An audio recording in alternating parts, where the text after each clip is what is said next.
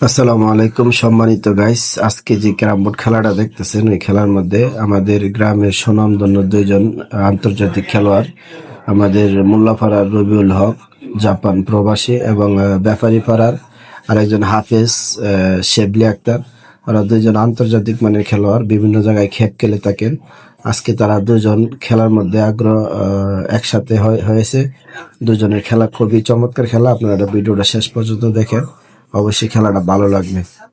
তাদের একজনে একবারে স্টাক করে সম্পূর্ণ খেলা শেষ করে দিতে পারে, এরকম ক্ষমতা তাদের আছে।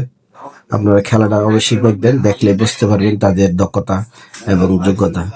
ঠিক আছে, ভালো থাকবেন অবশ্যই। এই এখলাস 360 চ্যানেলের সাথে থাকবেন, আরো এরকম ভালো চমৎকার ভিডিও নিয়ে আসবো আপনাদের মাঝে।